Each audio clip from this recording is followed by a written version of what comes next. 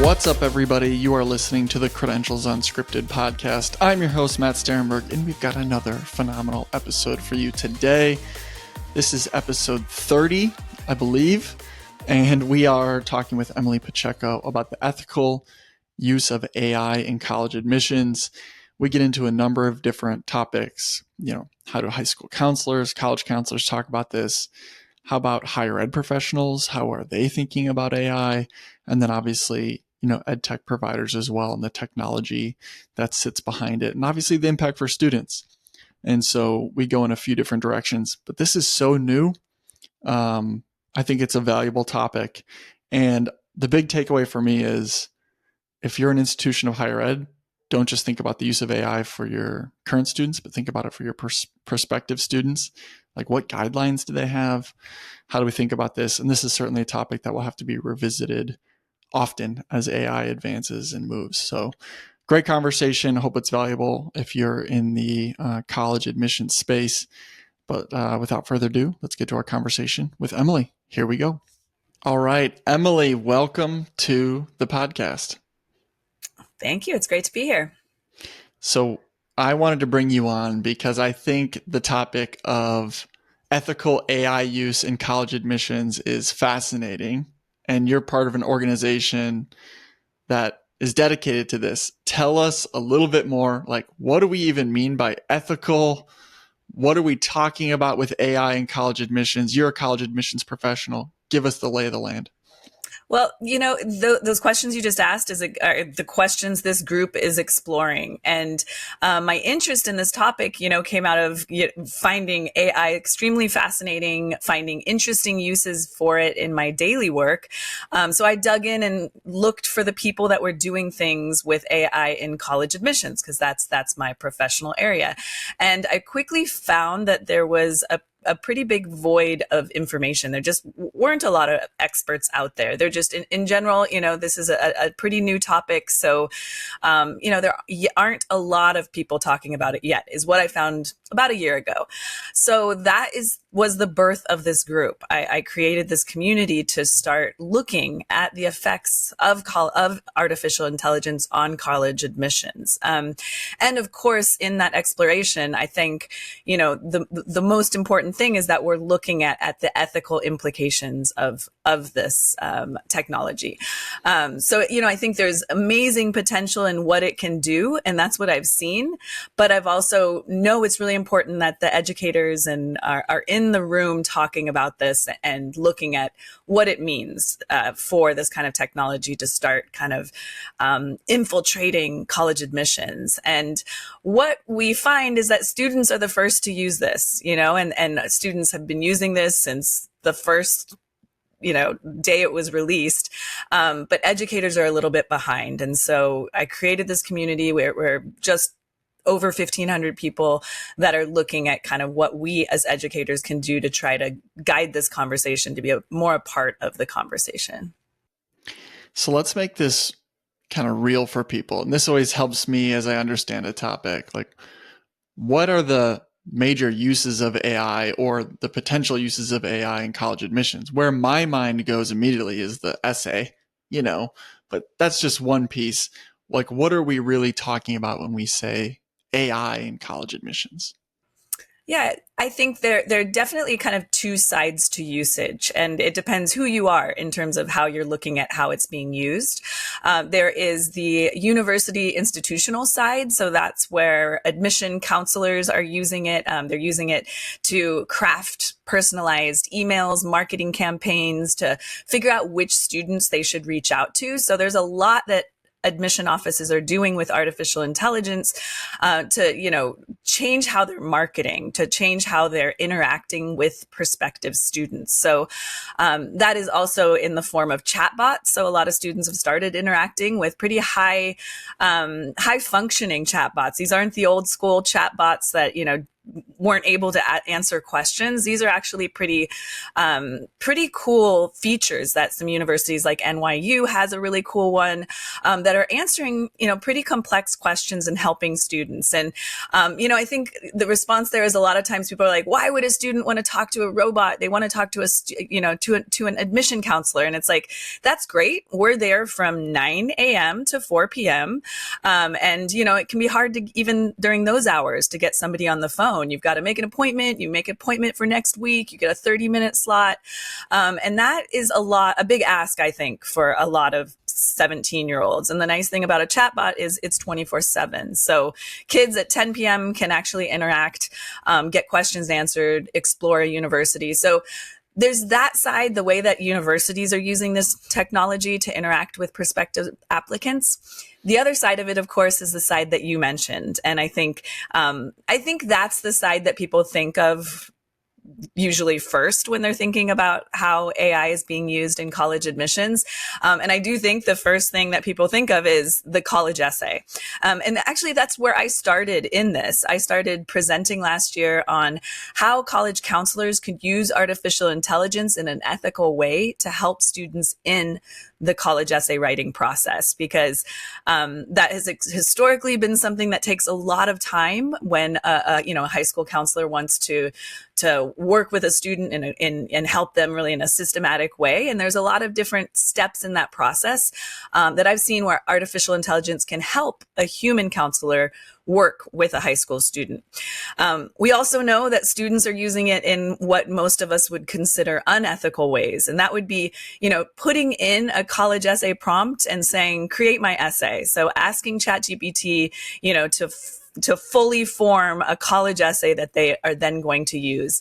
But I think anybody that has done that, if you've put a generic prompt into ChatGPT, what you get back is something pretty generic as well. And so a lot of educators, have had that experience where they're like, I've tried ChatGPT, I've put in, a prompt and it's terrible. It's absolutely awful. What came back was completely useless. And what we find is, if you put in crap, you get out crap.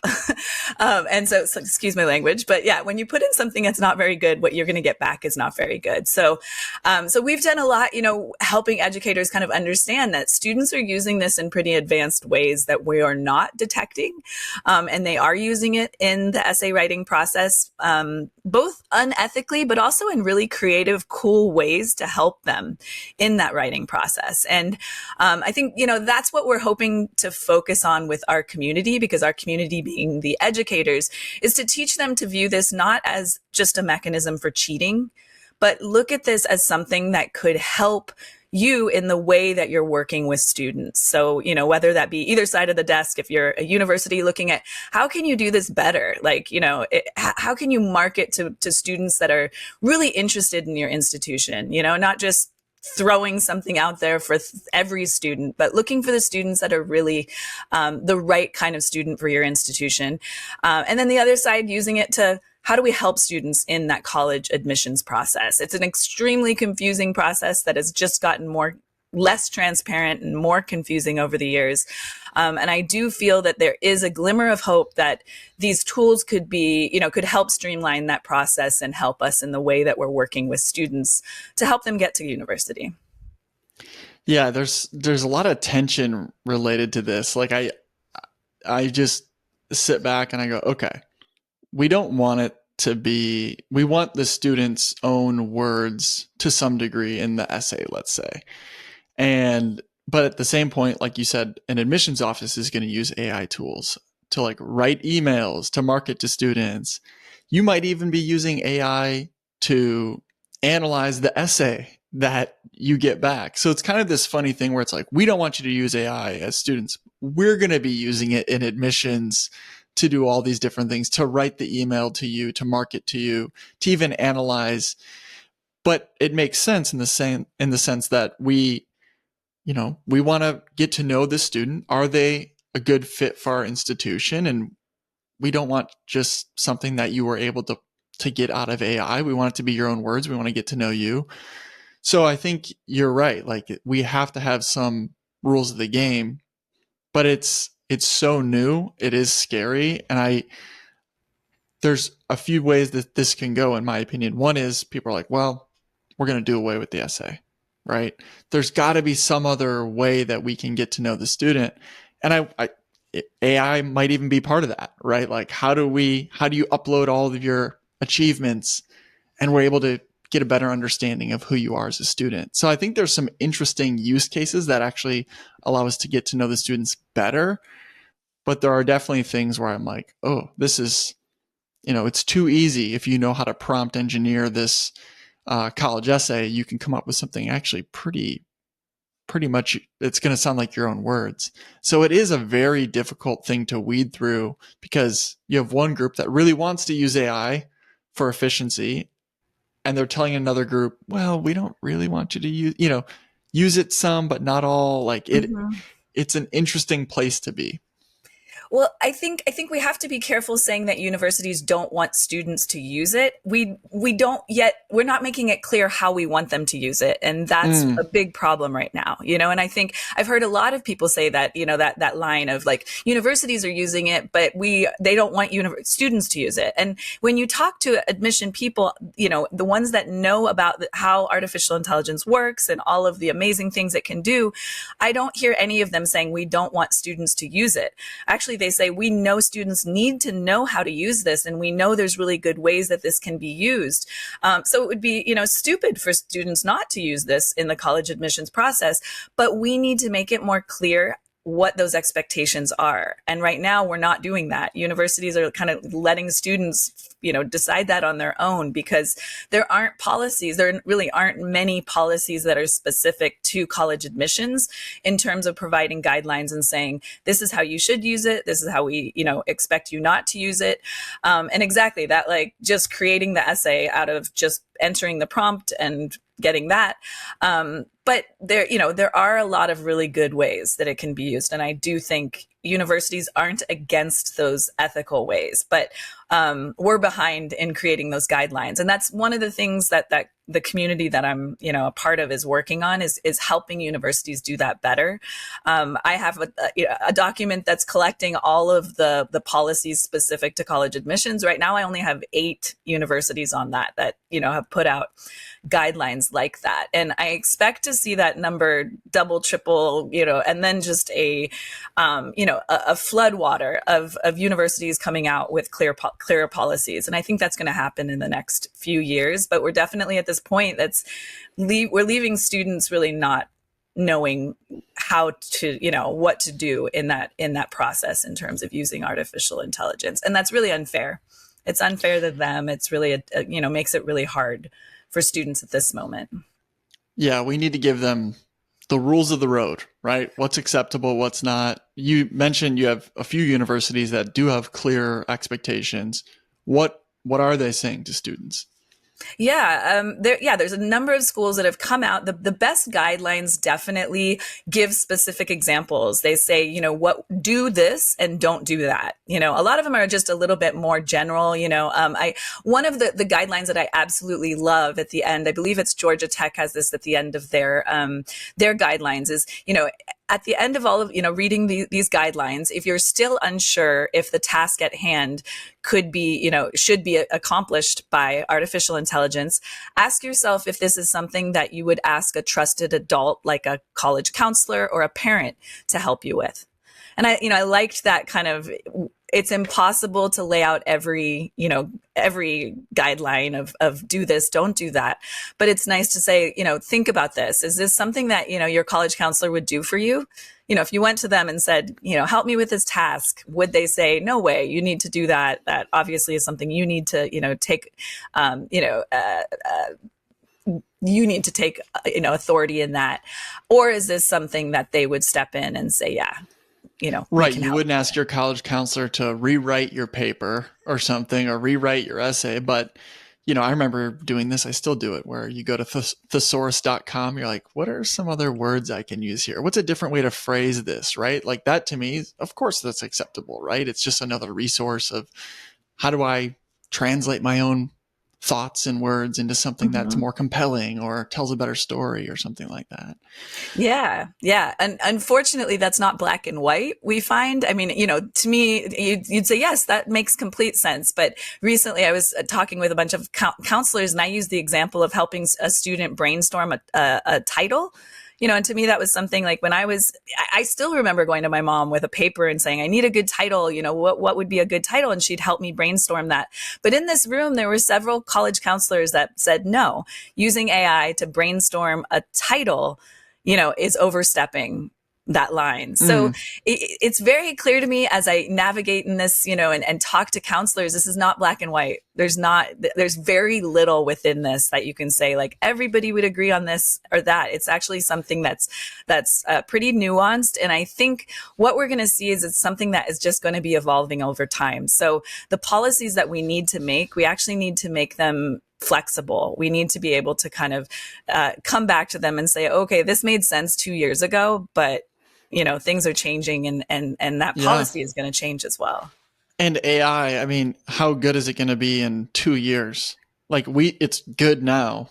Like the idea that we are not going to have to revisit this constantly it's evolving so quickly that I think you're going to have to consistently revisit it because we have no idea how good it can be, which is the scary element of all this, right? Like, yeah, you could you could be interviewing me as a student on the phone, let's say, or through Zoom and my camera's off. Like I could program my voice to answer you. Like it sounds crazy, but we are not that far away from being able to take my voice and answer questions that you have for me live, right? It's not that far away, really. No. Yeah, it's right now it's at the level of being able to write a dissertation, and it started as, a babbling toddler, and that wasn't that long ago. That was November 2022, and here we are, 2025, and it's only improving 100%. And I do want to go back to something you said about doing away with the essay. I think we do need to question our assessments as educators. And that's something that's just not happening fast enough for sure. But is this the best mechanism to get what we need out of applicants? And I'm not 100% sure that what we're asking for in the admission process is actually doing the job that we want it to do in the best way possible. So I think there is a lot of hope that this technology could actually create a new way that we could evaluate applicants and be able to kind of better figure out if they'd be successful at our institutions and, evaluate their fit, not just based on the 7 items that we are requesting at this point, which are the same 7 items that we asked for in 1972 when we first asked for applications. And I don't think that's serving its purpose. It's just not serving its purpose. And if you talk to, different institutions, they're going to give you different answers on what they find valuable, right? I mean, everything has its problems, right? As a former admissions professional myself, the essay, I always felt like, oh, it's kind of a nice to have. But a lot of times you either get some student that's just bragging about themselves and how great they are, or it's a sob story about how, I know my grades aren't good, but here's why, and you're always like, yeah, I don't know if we needed this. And some people will definitely disagree with that. And then other people say the GPA is not really a good accurate predictor of their success. Test scores are problematic. So how do we get a more holistic view? And I think that is part of the exciting part of AI, that we can maybe rethink the information that we can input, how we can actually predict who's going to be a successful student here or the right fit for our institution. So I think a lot of that is exciting. You have a great website for this. I do want to plug that, edhub.ai. You have a number of webinars that you're doing on this topic. So if people are listening to this and they want to continue to engage with this topic, definitely check out edhub.ai. And you've got a number of different resources on there. And you really do a good job of addressing all the stakeholders that are part of this conversation. And it's college counselors, it's higher ed admissions professionals, it's ed tech providers that are building technology or, something that institutions will leverage. I want to talk about the college counselors, right? The people that are advising, like you told a little bit of a story of meeting with them, but when they sit down with students, what advice do you have for them? Because there is a lack of guidance from higher ed on how to do this. Like, what should college counselors, how should they address this topic with their students? Yeah, I think it's a really important question because as I mentioned earlier, we know students are using this. They were the first ones to jump in and start experimenting with these tools. And for a college counselor, not so much for a college counselor who just started last year or 2 years ago, 3 years ago, from my experience, those college counselors are pretty excited about these tools because they're finding this is really helping them kind of, make up for that lack of 10, 15 years of experience. What you find is when I sit down with a college counselor who has been in their role for 5 plus, 10 plus years, it can be really hard for them to see the usefulness of them joining this conversation. They say, I have my system, the way that I have been working with students, the way that I've been doing my college counseling, it works really well. And I just don't think I need these tools. And I know that's a dangerous, it's a dangerous place to be because your students are using it and you are not using it. And therefore you're not engaging in conversations around that usage and figuring out kind of what that means for the way that you have been doing your college counseling, because it does have to change now. And that's a hard realization for many counselors. They want to believe that they can just kind of continue doing counseling in the way that they've been doing it. And that really is not the case because the way that students are approaching that admission process is very different now that they're using these tools. So I'll give you and if there's a void of information on how to use it, what am I going to use it for? I'm going to use it for, like, not to say the word cheat, but if no one's telling me proper uses or helpful ways to use it, I'm just going to use it in the way that I feel benefits me the most, instead of like thinking about how I'm using it. If I'm not getting that instruction from a college counselor, That's right. I'm just going to use it however I deem the best. Yeah. And if you can't sit next to an educator and say, look at this use, what do you think about it? How do you even discover if that's ethical or not? And I think a lot of them are actually doing pretty cool things that we would look at and go, wow, actually, I think that is ethical. I'd never thought of that way to use this tool.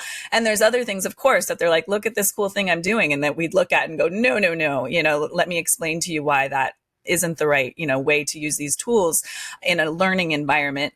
I recently sat with a college counselor. He's at least 15, if not 20 years in his role at a pretty prestigious high school in Seattle. And he said he had sat with a student. He read the essay from the student. He knew the student really well. So he knew the way that the student wrote.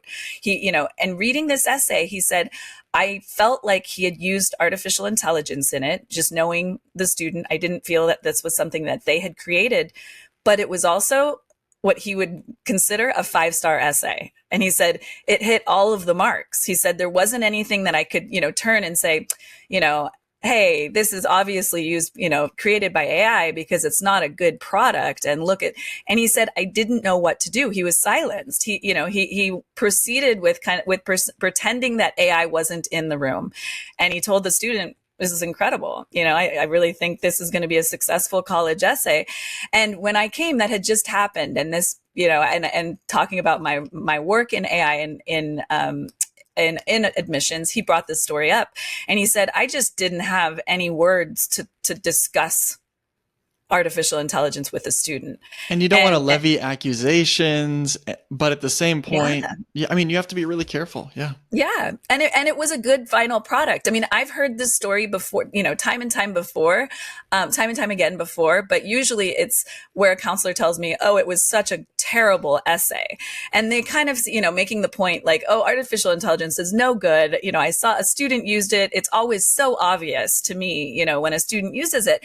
And I don't think that's the case. I think that's the case when a student is new at using these tools and doesn't have experience and hasn't looked at other good quality essays and hasn't really spent time. But when you take a student and who's savvy at technology, like they're going to learn how to make this look like a good essay. Yeah, they literally could put in the prompt, like write it like a 17-year-old would write it to make it sound not quite as good, or so. Like, there's plenty of ways that you could, if you're, savvy enough, to tone it down, honestly. Yeah, and that's what they're doing. I mean, Yeah. we've all been students. You know how to get things around that, around the detection system if you want to. But I also think it's important for us to remember that students aren't just cheaters. They don't typically, they don't really, I mean, studies show they don't want to cheat. 5% of students will cheat, and AI doesn't change that. And that's really what we're finding. This isn't making a classroom of cheaters. Students are cheating because they don't know, like what we're mentioning, they don't know the appropriate ways to use it. But I think with a little bit of guidance, like, they would just be using this in a way to enhance the learning process. And I think that's the case in college admissions as well. If we want to teach them how to write a good essay, if we still deem that's important, we can help it, use this technology for certain aspects of that process and still teach that valuable writing process to them. Yeah, I like the way you framed it in terms of enhancing, because I think that's, like, AI is not good or bad. It is all about how the use of it. And then I think we need to get away from, there's a binary of, did you use AI or didn't you, or don't use AI or use AI, because there's flavors of, it's a gray area. Like, I used it for part of it, or it's spit something out and then I edited that. Like, it's not, did I use AI or didn't I? There's all different versions of it. But how does this enhance the experience? Like, am I smarter for having used it, or am I using it for something I don't understand? Right? Like, I could have it spit out a dissertation of which I know nothing about, right? And that's not making me smarter. But how do I use it in a way that's actually enhancing my experience, right? How do I use it for it to teach me something? And that's I don't know where we even begin there, but again, you could give me a prompt and I could ask it to spit something out and give back to you. That doesn't mean I understood it at all. Or I could actually use it to help me understand something that then I could produce. So it's such a difficult spot. But I do think it's like, is this making me dumber or smarter? It's like the basic way I would put it. Like, and there are ways to, like, oh, that's good writing. I see good writing. That's a really clear way to frame that. I should use that mechanism the next time I write an essay, instead of it just relying on it solely. Yeah, yeah. And I hear you saying that from a perspective of a student, but I think you can even take that from a perspective of a college admissions counselor, and say, how can I use this to enhance my work? And I think it kind of making that change from viewing this as Google, as I see it, like where I can use it to put in a question and get an answer. But instead, how do I enhance myself as a professional? This is what I'm able to do as a college counselor. These, I can service students in this way, this number of students, but how can I provide, more personalized attention or do something in a different creative way using these new tools? And that, that takes a switch in our brain. We're not programmed to use AI at all. Our brains, this is all new. We're very programmed to use Google, and we try to use AI like Google, and that's where a lot of educators, I think, run into a wall of being like, these tools are terrible. I put in a prompt and what I got back was awful. And when you start digging into it, you realize pretty quickly it's because we don't yet understand how to appropriately prompt artificial intelligence. It's a very different process. It's and it takes a different way of thinking. But when I've seen that kind of switch go off with college counselors, where they understand this can actually just make them a better college counselor. It's not looking to replace them. I think almost every parent, every student would love to have a human college counselor to work with. But the reality of the situation is there's just not enough quality human counselors for every student. So I really think this technology could do a lot to to provide quality counseling to more students. Emily, is there anything we didn't highlight in our conversation that you want to make sure we cover for the folks listening? Anything that you want to make sure people know about AI and college admissions before we wrap up? Yeah, I think it's important that every office, so every admission office, every college counseling office starts to think about who in their office is using this technology and bring them to the table to kind of more systematically have these conversations about what does it mean for our office? What does it mean for our students, who are using this technology? Because people in your office are using it. I always say, go to the newest employee. That's most likely the person who is using it in the most creative ways. And make sure that your office is a place where people can talk about this. Because if these conversations can't take place, then we can't really move things forward. So if you're not sure where to start, if you are an educator, definitely join the edhub.ai. We are a special interest group recognized under NACAC. So we're really active as well within the NACAC organization and doing a lot with them as well. And yes, we've got a webinar later this month on the 28th of February that's going to be looking at the ethical concerns about this. We always have those questions come up. So we've dedicated an hour in bringing on a panel of experts to kind of talk more deeply about some of those ethical questions specifically around using AI in that admissions process. So great place to start. Join us in that conversation, but make sure to join our group on LinkedIn as well. All right, so check out edhub.ai. If you're a higher ed institution, you're probably coming up with guidance for your students on how they use AI. Come up with some guidance for how your prospective students should use AI. That's a big takeaway for me. If you're a college counselor and you're having a college night, you're bringing in parents and students, talk about AI. Talk about how you expect them to use it, how they can leverage it. Some great takeaways. Emily, thank you so much for joining me. So that is our episode. Thanks again to Emily for joining us. Check out edhub.ai to see all of their resources. They've got a lot of webinars coming up, so check them out.